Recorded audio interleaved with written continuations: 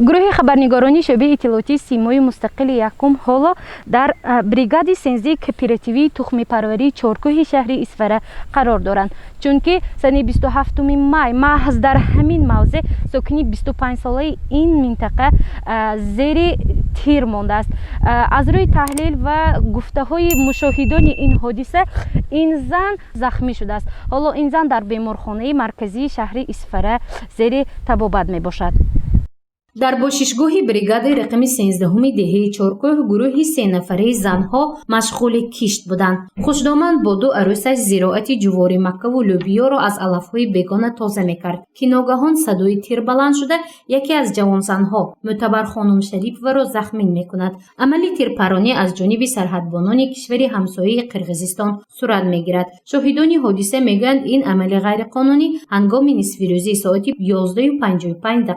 صورت گرفته است. سببی به این عمل دست زدن سرحدبانان نامعلوم است. این عمل اغوا انگیزانه سرحدبانان قرقیز باعث ناراضگی و خشم و غضب ساکنان چارکوه گردیده است. من شغل کوچولوام اینجا شغلی ما آوازی ملتق برام. من کلم باشته بینم اینو زنکو گفت که موی قرقیز چوبرکتی زاسوس. ما تام چوبرک نی و یارا. و زنها پیشی می توت با اومدو شده دید و گفت که نه و زده سونی کلنده من تشک کراس گفت. ما تام دراب تلفن کنیم سالداتوی ما بیاد اینجا تا بعد دکتر که سون بالنیسه بگیته برات. حالا زنی که زخم برداشته است در بیمارخانه شهر اسفره قرار دارد. جراحت برداشته معتبر خانم شریف و 25 ساله استقامت کننده محله ققیر جماعت دهاتی چارکوه می باشد. نام برده از قسمت راست بدنش زخمی گردیده است. روز اولی زخمیش حالت او میانه وزنین بهاگذاری می شد. او روزهای اول در شعبه احیا بستری شده، بعدی بهتر شدن وضع سلامتیش به شعبه آسیب شناسی گذرانیده شد. دکتران امروز وضع سلامتی این بیمار را که صاحب 2 فرزند است قناعت بخش ارزیابی میکنند. حالا از روی تشخیص دکتران طبابتی او ادامه دارد. بعد از 2-3 روز طبابت در شعبه احیا حالت بیمار قناعت بخش شده، اون را به شعبه آسیب شناسی بستری کرد. این تمامی یعنی که یوری اولین طبابت‌های گذران استفاده این برای این بیمار رایگان است. در این شعبه آسیب شناسی رایگان طبابت کرده استفاده‌ایم و 3 بار خوراک گرم از طرف یعنی که مأموریت داده استفاده.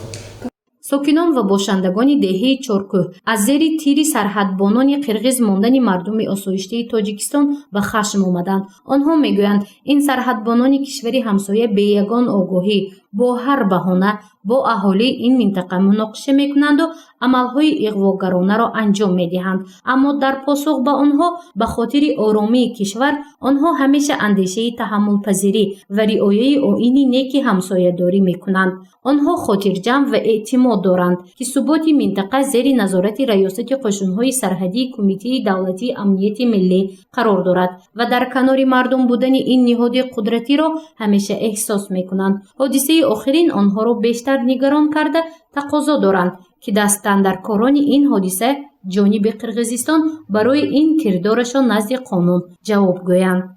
فرزندهای مادر ما از طرف شهروندان قرقیز تیر شده شد. سال گذشته باشد یک آموزگار ما در حدود دهه خواجه علا حکیم حسینبای تیر شدند که نام برده در بیمارخانه شهری وفات کرد در جای و عموما این حادثه ها از سال 1997 این جانب مناسبت ما نسبت با شهروندان قرقیز نیک باشد هم با ارگان های حفظ حقوق قرقیز با سرحدبانان قرقیز عموما که گوییم که سرکردگانی همین حادثه ها هستند اساساً همون ها می باشند. برای اینکه امروز میگویند که شهروندا پرونده است میگویند، لیکن گپی دروغ است. ما باوری کامل داریم که و مثال های دقیق که گفته میتوانیم که امروز در همین خانه هایی که اطراف حدود جماعت دهات چارکوه را احاطه کردند ارگان های حفظ حقوق قرقیز با لباس های عادی سلاح به دست هستند و این تیرکشی ها از طرف آنها به سامان رسانده می شود. از طرف مقامات اجرایی حکومت دولتی شهر اسفره، از طرف منجمات دهات چارکوه، عموما که همه مقامات هایی که شعبه کارهای داخلی دوی شهر اسفره من حاضر کمیته دولتی امنیت ملی عموما همین مقاماتی که حدود جماعتی حدود تاجیکستان هستند برای یک نظام معتدل به آوردن همین حادثه همه روزه گویم که فعالیت میبرم، گویم خطا نمیکنم. همه روزه چند قدر سازشنامه ها قبول کردن، چند قدر قرارها، چند قدر پروتکل های متقابل قبول کردن، چقدر گذراندن چاربینی های فرهنگی در یک جایگی با قرقیز ها. نوروز دیگر 8 مارس عموما که تمام همین چیزها با گرچنده که ما همین قدر چی گویم یک آغوش کشاده با آنها کشاده، لیکن از چه سبب باشد که نمیفهمند، همین چیز رو نمیفهمند. بنابر من تمام خلق قرقیز رو گناهگار نمیکنم. اینجا با یک 7-8 نفر شخصیت هایی که ما علاقه میشناسیم میدانیم برای همین کارها رو تشکیل میکنند. ساکنان دهه چارکوه میگویند بهانه اساسی برای سرحدبانان قرقیز یک است. آنها همیشه دعوای صاحب این زمین ها را دارند، حالانکه کمیسی دولتی دلیمیتاسیا و دمارکاسیا کاری خود را انجام نداده است. یک شرط اساسی آن است که جانبها به چنین عملهای پرووکاسیونی دست نزدند. اما جانب قرقیزستان همراه با سرحدبانان خود هر دفعه یک عمل اغواگرانه را انجام داده ایستادند. باشندگان چارکوه و واروخ را این عمل نگران کرده است. آنها تصمیم قطعی گرفتند که یک پارچه خاک کشور را به دست بیگانه نمیدهند، زیرا در اساس خریطه و هم شجره این زمین تاجیکان است، میگویند آنها. باور میکنید همین مدتی 30-40 سال میشود که هر سال با آمدی بهار اگر مردم خرسندی کنند، مردم ما نگرانی از آن میکنند که با نام همسایه های ما یک چیز پیدا میکنند برای خودشون، یک چیز بهانه کرده اغوای سر میزنند. من اهل جامعه جهانی شاهدی آن بود که حتی از ماه شریف رمضان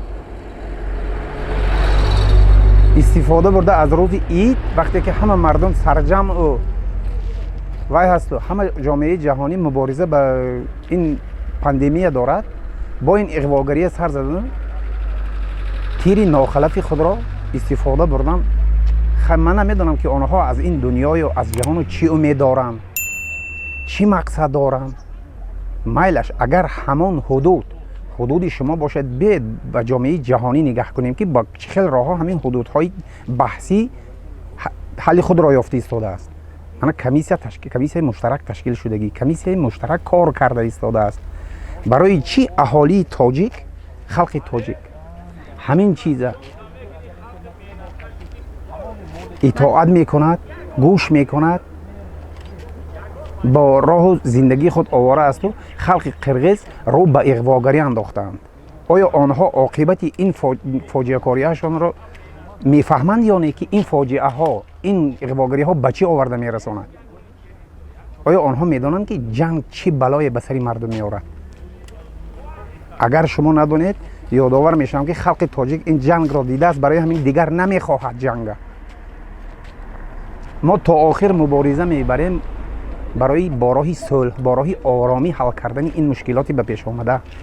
لکن یادرس کرده میمانم که ما یک وجب زمینمان را به شما نمیدهیم.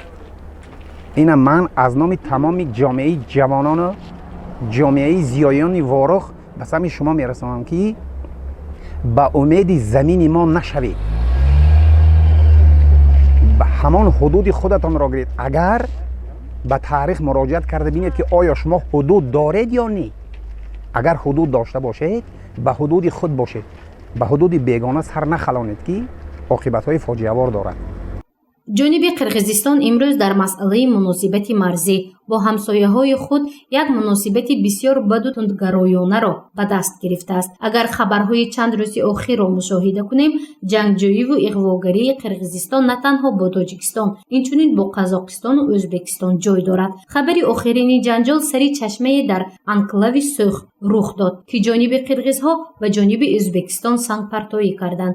در مناسبت با تاجیکستان بنا به معلومات منبع‌های معتمد، جانب قرقیزستان عملیات قدم به قدم راه اندازی کرده ایستادند. هر دفعه در یک نقطه مرزی عملهای اغواگرانه‌شان را سر کرده به خاک همسایه چون غاصب وارد شده ایستاده است. гузашта аз ин дар қирғизистон қувваҳои оппозитсионӣ барои баланд кардани ному эътибори худ байни оммаи минтақаҳои назди сарҳадӣ бо амалҳои иғвогаронаи худ мардумро ба ин амалҳои ғосибона талқин карда истоданд.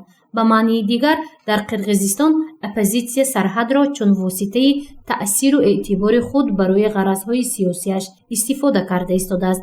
як сабаби дигари асосии ин ҳолат ин заъфи имрӯзаи пояҳои давлатдории қирғизистон мебошад ки мақомоти давлатӣ, сарҳадӣ, ҳифзи ҳуқуқ барои идораи низоми давлатдории худ заъф доранд. тоҷикистон ҳамеша дар масъалаи муносибат бо ҳамсояҳо робитаи неку оини хуби ҳамсоядориро риоя карда омада истодааст. тоҷикистон дар солҳои аввали истиқлолият мушкилоти ҷангро дидааст ва ҳамеша дар муносибат аз сулҳ кор мегирад ки ин аз ҷониби ҳамсояи кишвари қирғизистон набояд чун гузашт қабул шавад. кӯҳҳое ки имрӯз дида истодед имрӯз бо номи мавзеъҳои сафедурак, ҳавзак, кипидарин, кипкон шаҷараҳо доранд. шаҷараҳо доранд ки мо исбот карда метавонем ва ин ҷойгоҳҳои бобоёни мо аст ба тоҷикҳо тааллуқ дорад. чӣ хел ки аз номаш маълум аст ва ҳамаш номҳои тоҷикӣ аст. шаҷараҳо мавҷуд ҳастанд, лекин имрӯз қирғизҳо ҷойгузин шудаанд. гарчанде аз тарафи мақомоти иҷроии ҳокимияти давлатии шаҳри Исфара, ҷамоати деҳоти Чоргӯ, чӣ хел ки қайд кардам, тамоми органҳои қудратие ки дар ҳудуди Тоҷикистон ҳастанд, ин қадар барои созиш ёфтани ҳалли ҳамин муаммо то барқарор шудани делимитатсия, демаркатсия ин қадар вохӯриҳову протоколҳову қарорҳои мутақобилиро қабул карда бошанд, ҳам вазъият бо бадтар гашта истодааст ва фикр мекунам ки ин чиз бо роҳи осудагии амонӣ ҳалли худашро ҳеҷ нахоҳад ёфт то оне ки делимитатсия, демаркатсия дар ин ҷо барқарор карда нашавад. барои он ки имрӯз органҳои қудратие ки бо номи шаҳрванди қирғиз атрофи мо иҳота кардаанд дар ҳудуди хонаҳои қирғизҳо, онҳо ҳамашон аъзоҳои Красни Скорпион мебошанд. ҳоло деҳаи Чоркӯҳ 52 километр сарҳади кушода дорад. аз ин рӯ то муайян шудани хати сарҳад ҷониби қирғизҳо мехоҳанд ба ҳудуди аҳолинишини тоҷик ворид шуда заминҳои Тоҷикистонро аз они худ намоянд. аммо ба ин амал на танҳо сокинони Чоркӯҳ, балки ҳукумати ҷумҳурии Тоҷикистон ва раёсати қушунҳои сарҳадии кумитаи давлатии амнияти миллӣ иҷозати ворид шуданро намедиҳанд, зеро ин заминҳо садсолаҳо ҷойи кору зисти мардуми муқимии тоҷикон мебошад.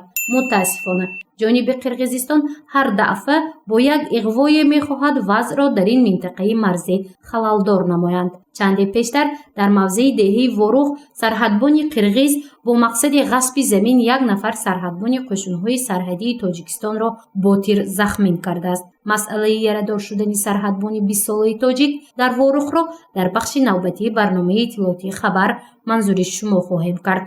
гузориши Мафнун Шукурова, Нуриддин Ҳакимов барои барномаи иттилоотии хабар.